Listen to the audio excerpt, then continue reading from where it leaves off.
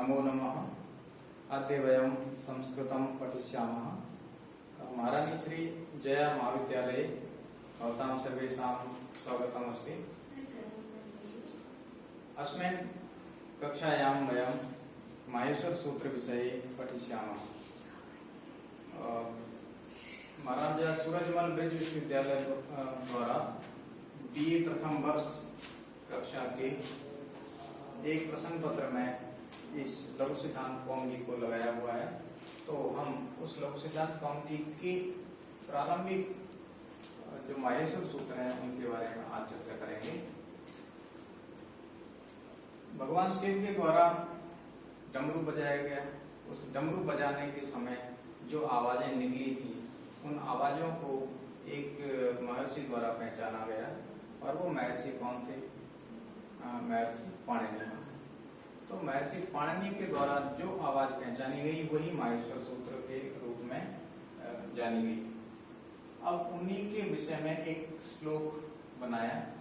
नृत्तावसाने नटराज राजो, नृत्तावसाने नटराज राजो, नृत्तावसाने नटराज राजो, नृत्तावसाने नटराज राजो, ननाद ढक्काम नव पंचवारम, ननाद ढक्काम नव पंचवारम, उद्धर्तु कामः सनकादि सिद्धान्, उद्धर्तु कामः सनकादि सिद्धान्, एतद्विमर्शे शिवसूत्रजालम्, एतद्विमर्शे शिवसूत्रजालम्, नटराज राजः ये करता है।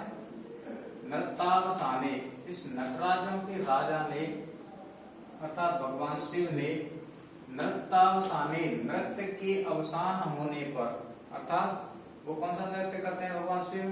तांडव नृत्य। तांडव नृत्य के अवसान होने पर ननाद ढक्काम, ढक्काम ननाद, उन्होंने क्या किया? ढक्का को ननाद, नादित किया, बजाया। कितनी बार बजाया? नव पंचवारम, 9 और 5 कितने हुए? 14 बार बजाया। उद्धर्तु कामः सनकादि सिद्धान्, इन सारे सनकादियों को उद्धृत करने के लिए एतत् विमर्शे शिव सूत्र जालम, इन शिव सूत्र जाल को उन्होंने बनाया। अब जो महर्षि पाणिनि के द्वारा उस ढक्का में से, ढक्का क्या होती है? डमरू। ढक्का में से जो आवाजें निकली उन आवाजों को पहचानते हुए उन्होंने संस्कृत व्याकरण की स्टार्टिंग की, संस्कृत व्याकरण को उन्होंने प्रारंभ किया। तो आइए देखते हैं माहेश्वर सूत्र, यानी कि डमरू में से जो आवाज निकली, ढक्का ननाद जो हुआ था, तो ढक्का में से कैसी कैसी जो आवाजें थी उनको पहचानते हैं। तो माहेश्वर सूत्रों में ये माहेश्वर सूत्र आए। जब ढक्का को ननाद किया, ढक्का का नाद हुआ, तो ढक्का में से ये कुछ आवाजें निकली। हमसे तो पहचानी ना जाए, कौन पहचान गया इनको? महर्षि पाणिनि। तो एक बार हम उच्चारण करते हैं। अ ई ऊ ण, आ ई ऊ ण, री ली क, री ली क, ए ओ ङ, ए ओ ङ, ऐ औ च, ऐ औ च, ह य व र ट, ह य व र ट, ल अण, ल ण, ञ म ङ ण न म, य म ङ ण न म, ज भ य, ज भ य, घड़ घश, गड़ दश, जब गड़ दश। जब गड़ दश। इसमें देखेंगे हम, बीच में रुकेंगे, थोड़ा विराम लेंगे। खफ छठत, खप छठत, चट तब, चट तब, कपय, कपय, सस सर, सस सर, हल। हल। ये 14 माहेश्वर सूत्र भगवान शिव के डमरू से निकले, ऐसा पाणिनि के द्वारा माना गया और उन्होंने इनको पहचाना। संस्कृत व्याकरण की ये बिल्कुल नींव है, तो आप इनको नोट कर सकते हैं। संस्कृत व्याकरण इन्हीं से स्टार्ट हुई और इन्हीं में सब कुछ समाया हुआ है।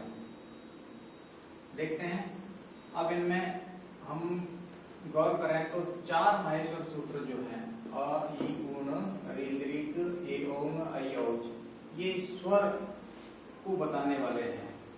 स्वर जिनको हम संस्कृत में अच कहते हैं, स्वरों को क्या कहा जाता है? अच। अच क्यों कहा जाता है? तो अच को देखते हैं। हम यहाँ से स्टार्ट करेंगे अ, और लास्ट में च जहाँ मिल रहा होगा यानी ये, तो यहाँ से लेकर के यहाँ तक जो प्रत्याहार बना उसका नाम क्या हुआ? अच। ठीक है। इस अच प्रत्याहार में हमको ये जो हलंत लग रहे हैं, इन हलंतों का एक नया नाम है और वो नाम है इत। क्या नाम है? इत। और जो बच गए उनका नाम क्या है? अच। ठीक है। कौन कौन से बचे? अ, इ, उ, ऋ, ऋ, ए, ओ, ऐ, औ, ये क्या कहलाएंगे? हमारे अच। ठीक है। बाकी के 4 सूत्रों के अलावा जो बाद में आ रहे हैं ये सब क्या हैं? हल। हल यानी व्यंजन। तो इसको हम देखें उसी पैटर्न पे, तो ह और ह से लेकर के इस ल तक, यानी कि यहाँ से और यहाँ तक के बीच में जो जो आ रहे हैं वो क्या होंगे? हल होंगे। हल यानी व्यंजन। अब इनमें भी वही पैटर्न है। इनमें ये पीछे जो जो हलंत वाले हैं इनका एक अलग नाम है, उसका नाम क्या है? वो इत। ये सारे जो इत हैं उन पे हमने गोला कर दिया है। अब जो बचे वो सारे क्या हैं? व्यंजन है। इन व्यंजनों में और इन अचों में दोनों में ही संपूर्ण सामग्री संस्कृत की आ जाती है। अच्छा, इनको याद करने के लिए भी एक विशेष क्रम बनाया है उन्होंने। देखो, सबसे पहले आएंगे अंतस्थ, तो यहाँ से लेकर के और यहाँ तक अंतस्थ, इनका नाम क्या है? अंतस्थ। अंतस्थ किसको कहते हैं?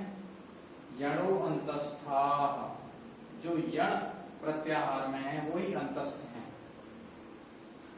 अंतस्थ हो गए कौन कौन से? य, व, र और ल, ये अंतस्थ हुए।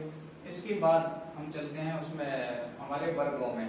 5 वर्ग हैं, क वर्ग, च वर्ग, ट वर्ग, त वर्ग और प वर्ग। ये 5 वर्ग हैं। इन 5 वर्गों के 5वें अक्षर, तो 5वें कौन कौन से हैं? ग, ग, न, छ, ज, झ, ञ।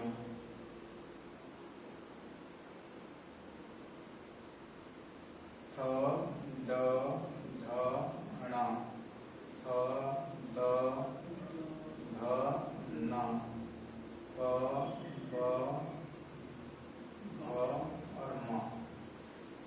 तो अब देखो ये सब य, म, ङ, ण, न, ये इनका क्रम क्या है? 5वां अक्षर। ठीक है। कौन सा है ये वाला। इसके बाद में देखो अगले सूत्र में क्या दिखाया? झ, भ, घ, ढ, ध। ये जो है ये कौन से हैं? ये हमारे हैं चौथे अक्षर। वर्णमाला में ये चौथे अक्षर हैं ये वाले। ठीक है। फिर चौथे के बाद में क्या आना चाहिए? तीसरा। तो देखो ज, ब, ग, ड, द, यहाँ देखिए ज, ब, ग, ड और द, ये तीसरे अक्षर हैं। फिर हैं अब कौन से आने चाहिए? दूसरे। ख, फ, छ, ठ, थ, यहाँ से और यहाँ तक, ये कौन सा हो गया? दूसरा। फिर कौन सा है? एक रह गया है प्रथम, ज, ट, त, क, प, यहाँ से और यहाँ तक, ये कौन से हो गए आपके? फर्स्ट। ठीक। इसके बाद में ये श, स, स, ह, इनको कहते हैं हम ऊष्म। सलह ऊष्माणः, यानी सल वर्ण के अंदर, सल प्रत्याहार के अंतर्गत जो वर्ण आते हैं वो क्या कहलाते हैं? ऊष्म। इन ऊष्मों का नाम इस तरह से देखें कि ऊष्म क्यों रखा गया। तो ऊष्म हमारी ऊष्मा को दिखाते हैं। आप इनको बोले तो स स स, अपना हाथ ऐसे लगा के भी देख सकते हैं और उससे ऐसा लगेगा कि यहाँ पर कुछ आ रहा है, गर्म हवा आ रही है, तो हमारी ऊष्मा को ही बाहर निकालते हैं। तो कुल मिला के अब हम देखें कि स्वर कितने हैं हमारे पास में, 9। स्वरों की संख्या कितनी हुई, 9। 1 2 3 4 5 6 7 8 9। और ये हमारे व्यंजन हो गए। व्यंजनों में भी कुछ कुछ प्रकार ऐसे हो गए। अंतस्थ हैं 4, 1 2 3 4, और फिर पांचों वर्ग हैं यहाँ तक, इस जगह तक पांचों वर्ग हो गए। और ये लास्ट में क्या है, ऊष्म। तो 4 और 5 25, 4 और 25 29, और 4 ऊष्म, ये टोटल कितने हो गए, 33। तो 9 तो हो गए हमारे स्वर और 33 हो गए हमारे व्यंजन। अब इनका काम क्या है, इनको कैसे काम में लेते हैं, तो इनको हम देखते हैं प्रत्याहार बनाना। कि हम देखते हैं अण प्रत्याहार बनाते हैं।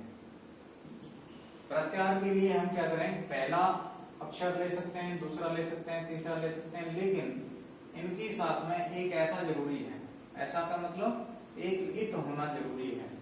तो हमने ये पहला ले लिया और ये ण इत ले लिया, ठीक है। अब इसमें कौन कौन से वर्ण आए, तो पहला, दूसरा और तीसरा ये नहीं आएगा, यानी कि अण में कौन कौन से अक्षर आए, अ ई उ। अगर हम अ को बनाते हैं तो अक में वर्ण बताइए कौन कौन से आएंगे,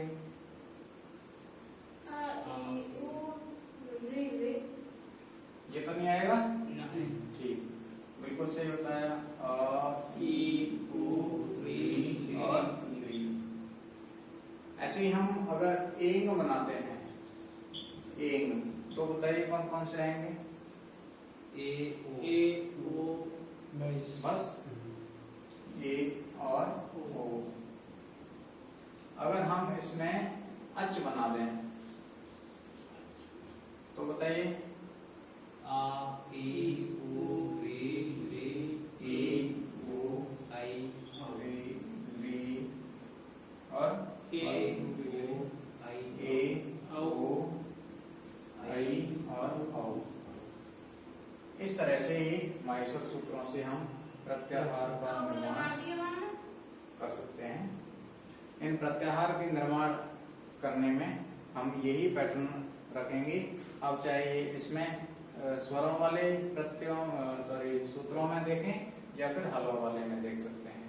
जैसे अगर हमको यण बनाना होगा तो यण के लिए कहाँ से कहाँ तक चलेंगे हम, य व र और ल, यानी हाइवरट के य से चलेंगे और लण के ण तक पहुंचना है, तो ये यण प्रत्याहार बनेगा। इसी तरह से सारे प्रत्याहार हम बना सकते हैं और इन प्रत्याहारों को बनाने के लिए आप प्रैक्टिस कर सकते हैं।